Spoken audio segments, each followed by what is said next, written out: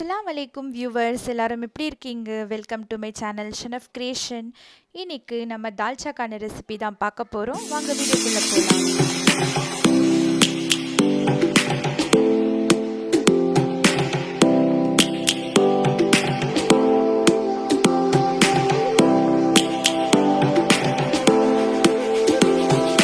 தால்ச்சாக்கு தேவையான பொருட்கள் பார்த்தலாம். 1 ஆனியன், 1 டொமேட்டோ, 2 க்ரீன் சில்லி, ஒரு பொட்டேட்டோ நல்லா கட் பண்ணி வச்சுக்கோங்க. அப்புறம் ஒரு பிரிஞ்சாலை நான் 2 பிரிஞ்சாலை எடுத்திருக்கேன். அப்புறம் 2 ட்ரம் ஸ்டிக்கை குட்டி குட்டியாக கட் பண்ணிக்கோங்க. அப்புறம் கடலைப்பருப்பு இருக்கு இல்லையா, அது ஒரு 1/2 அன் ஹவர் ஊற வச்சு எடுத்துக்கோங்க. நெக்ஸ்ட்டு நம்ம மேங்கோ எடுத்துக்கணும். ஏன்னா தால்ச்சாக்கு புளிப்பு இருந்தால் தான் டேஸ்ட்டாக இருக்கும். அப்புறம் 2 கப் தேங்காய் எடுத்துக்கோங்க. அப்புறம் புளி தண்ணி எடுத்துக்கோங்க. நம்ம தேங்காவை நல்லா பேஸ்ட் பண்ணி எடுத்துக்கணும். அப்புறம் அந்த கடலைப்பருப்பும் ஃபைன் பேஸ்ட்டாக எடுத்துக்கணும். அப்புறம் ஒரு குக்கர் எடுத்துகிட்டு 2 டேபிள் ஸ்பூன் ஆயில் ஸ்ப்ரிங்கிள் பண்ணிவிட்டு நம்ம கட் பண்ணியிருக்கிற ஆனியன் அதில் போட்டு நல்லா வதக்குங்க. கோல்டன் ப்ரௌன் ஆன உடனே ஆனியன் நம்ம 1/2 ஸ்பூன் ஜிஞ்சர் கார்லிக் பேஸ்ட் போட்டு நல்லா வதக்குங்க. அதுக்கப்புறம் நம்ம ஸ்பைசஸ் ஆட் பண்ணிடலாம். Mirchi powder 1/2 spoon turmeric powder போட்டு நல்லா வதக்குங்க. ஏன்னா உங்களுக்கு டேஸ்ட் எந்த அளவுக்கு வேணுமோ அந்தளவுக்கு நீங்கள் சால்ட்டும் மிர்ச்சியும் ஆட் பண்ணிக்கலாம். இப்போ நம்ம கட் பண்ணி வச்சுருக்கிற ஒரு மீடியம் சைஸ் டொமேட்டோ அதில் ஆட் பண்ண போகிறோம். ஆட் பண்ணி நல்லா வதக்குங்க.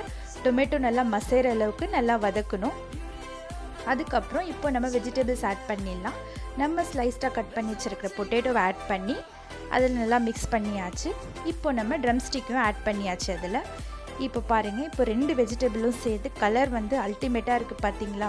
இப்போ நான் சால்ட் ஆட் பண்ண போகிறேன். சால்ட் ஆஸ் பர் உங்களுக்கு டேஸ்ட்டை பொறுத்து அதை நீங்கள் ஆட் பண்ணிக்கலாம். லைட்டாக வாட்டர், அது பாயில் ஆகிறதுக்கு கொஞ்சம் லைட்டாக வாட்டர் போட்டு நம்ம குக்கரை க்ளோஸ் பண்ணியாச்சு. இப்போ 2 விசில் எடுத்து குக்கர் ஓப்பன் பண்ணிவிட்டு நம்ம வச்சுருக்கிற தேங்காய் பேஸ்ட் அதில் ஆட் பண்ணிட்டோம்.